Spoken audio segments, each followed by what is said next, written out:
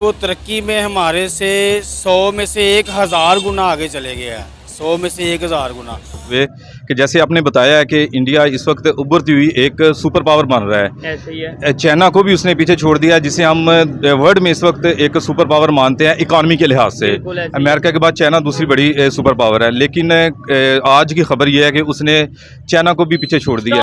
जितना rapidly India grow कर रहा है और चाइना को बीट कर रहा है, कभी यूएसए की जो है ना उन चीज़ों को डाउन कर रहा है, मतलब हर मुल्क को नीचे लगा के वो खुद आगे जा रहा है तरक्की की राह में। आने वाला वक्त कहाँ देख रहे हैं? देखें जी, किसी भी मुल्क की जो स्टॉक एक्सचेंज है ना, उसका जो हुजम है वो डिपेंड करता है कि उस मुल्क के अंदर इंडस्ट्री कितना काम कर रही है। जय हिंद दोस्तों भारतीय शेयर मार्केट दुनिया के सबसे बड़े शेयर मार्केट यानी कि अमेरिकी शेयर मार्केट को भी टक्कर दे रहा है और रिटर्न के मामले में भारतीय शेयर मार्केट ने दुनिया के सारे शेयर मार्केट को पीछे छोड़ दिया है और इसीलिए भारतीय शेयर मार्केट का जो मार्केट कैपिटलाइजेशन है वो भी बहुत ही तेजी से बढ़ रहा है। इंडिया ने स्टॉक मार्केट रिटर्न में चाइना को पीछे छोड़ दिया है, इसके अलावा यूएस को पीछे छोड़ दिया है, जर्मनी को पीछे छोड़ दिया है, यानी कि बड़े बड़े जो कंट्रीज हैं, इवन चाइना का तो हम कहते हैं पूरी दुनिया में जो है वो इकॉनमी वाइज जो है वो सुपर पावर बन चुका है, उसको स्टॉक मार्केट रिटर्न में पीछे छोड़ दिया। क्या कहना चाहेंगे इसके ऊपर? देखें, इंडिया और पाकिस्तान एक ही दिन दोनों आज़ाद हुए थे, लेकिन मुझे शर्मिंदगी हो रही है ये बात कहते हुए कि जैसे आपने बताया है कि इंडिया इस वक्त उभरती हुई एक सुपर पावर बन रहा है। ऐसे ही है। चाइना को भी उसने पीछे छोड़ दिया, जिसे हम वर्ल्ड में इस वक्त एक सुपर पावर मानते हैं इकॉनमी के लिहाज से। अमेरिका के बाद चाइना दूसरी बड़ी सुपर पावर है, लेकिन आज की खबर यह है कि उसने चाइना को भी पीछे छोड़ दिया स्टॉक की मार्केट में। नहीं, इसके अलावा मैं आपको बता रहा हूँ ना कि रिजर्व के हवाले से जो उनकी इकॉनमी है उसके हवाले से उसने यूके को कल पीछे छोड़ दिया है फॉरेन रिजर्व के हवाले से। और कल इंडिया में उनके प्राइम मिनिस्टर ने बड़ा इस चीज को सेलिब्रेट किया है। ये चीज देख लें, उसके बाद उनका चांद मिशन देख लेना।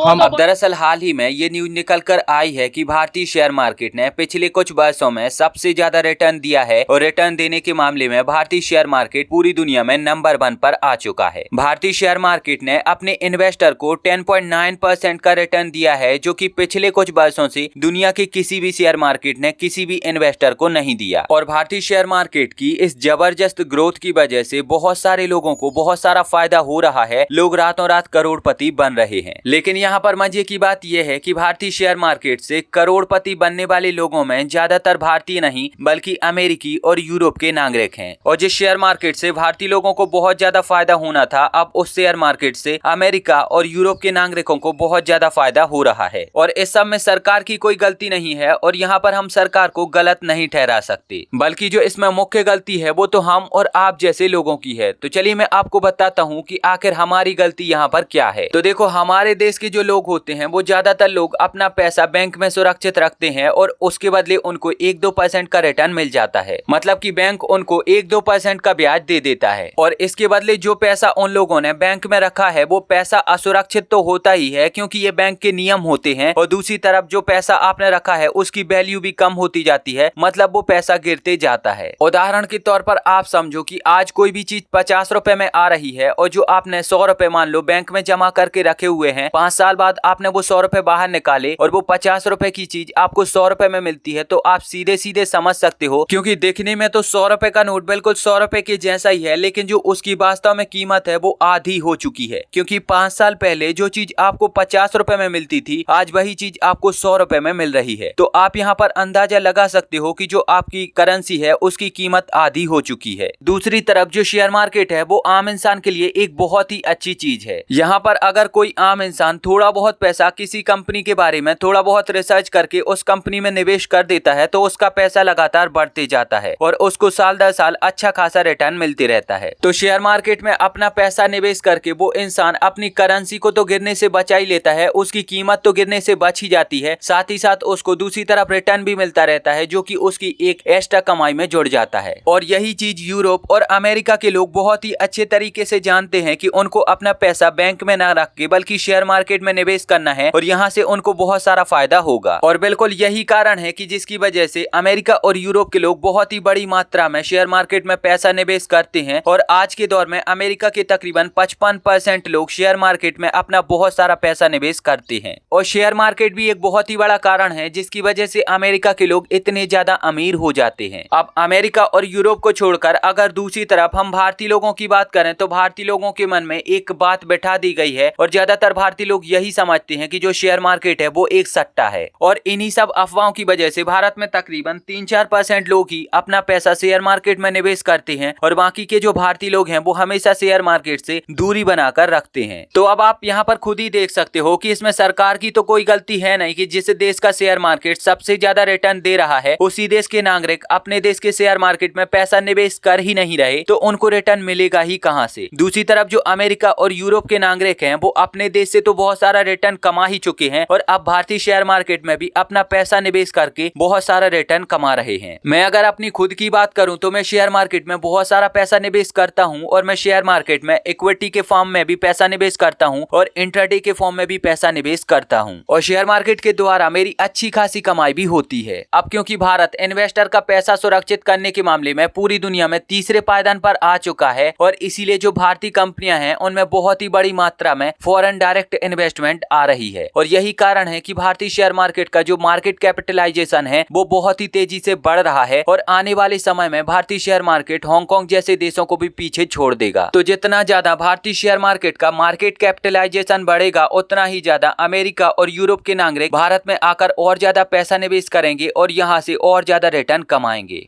अच्छा, आपको क्या लगता है जिस स्पीड से जितना रैपिडली इंडिया ग्रो कर रहा है और चाइना को बीट कर रहा है, कभी यूएसए की जो है ना उन चीज़ों को डाउन कर रहा है, मतलब हर मुल्क को नीचे लगा के वो खुद आगे जा रहा है तरक्की की राह में, आने वाला वक्त कहाँ देख रहे हैं? आने वाला वक्त मैं तो यही देख रहा हूँ कि फ़िलहाल पाकिस्तान ही पीछे जा रहा है। आप जैसे कि इंडिया को देख लें, इंडिया ने बहुत तरक्की की है। जो मोदी साहब हैं उन्होंने बहुत चीज़ें ऐसी इंडिया में बनाई गई हैं कि जिनसे वो बहुत आगे जा रहा है। इंडिया ने टेक्नोलॉजी पे बहुत जोर दिया अपनी हद से ज़्यादा। मुझे कुछ एक दोस्त ने बताया था कि उनका माइक्रोसॉफ्ट का ऑफिस पहले पाकिस्तान में हुआ करता था, उसको इंडिया ने बाय किया था, तो वो अब इंडिया में उनका हेड ऑफिस है। इंडिया वहाँ से बहुत लीडिंग में है, इसलिए इंडिया तो बहुत तरक्की कर रहा है। हम बहुत पीछे हैं और मुझे उम्मीद है कि जैसे हमारे हुक्मरान ऊपर है तो वो यही लग रहा है कि हम ताहाल पीछे ही रहेंगे जब तक हमें कोई लीडर नहीं अच्छा मिल जाता। अच्छा, मेड इन इंडिया के प्रोडक्ट्स और टॉयज़ यूज़ करने से आज हम बड़े होके मेड इन चाइना से मेड इन इंडिया तक हमने सफ़र कर लिया।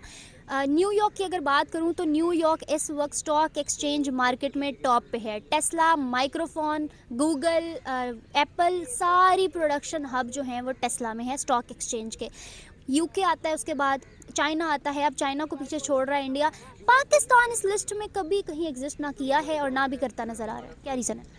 पाकिस्तान एक्चुअली ना हमने कोई चीज़ें ऐसी नहीं बनाई, जब से हम आज़ाद हुए हैं, जो हमें मिला हुआ आज़ादी के वक्त से, तब से हम वही इन चीज़ों को यूज़ कर रहे हैं। हम ये नहीं कर रहे कि हम कुछ नया उसको पाकिस्तान को बिल्ड दें। जो फैक्ट्रीज़ लगी हुई हैं वही लगी हुई हैं। हाँ, जैसे कि अभी नेचुरल डिज़ास्टर्स 2 हमारे पास गुजरे, कोरोना गुजरा, अभी फ्लड आया था, इससे पहले। अब इस सब के ऊपर आपकी क्या प्रतिक्रिया है मुझे नीचे कमेंट में जरूर बताओ और अगर आपको ये वीडियो अच्छी लगी है तो प्लीज़ इस चैनल को सब्सक्राइब करके बेल आइकन जरूर दबाओ।